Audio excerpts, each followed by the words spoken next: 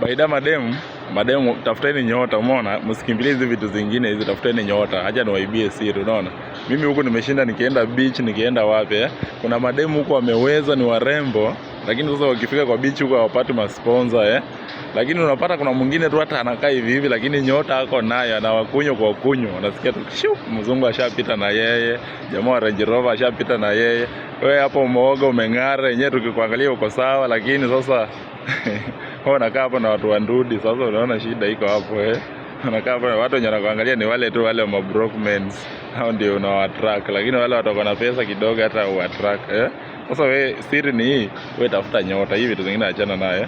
Tafuta nyota. Wakati utaanza kuona maanza kuattract wale watu wa pesa, wewe jua uko na nyota.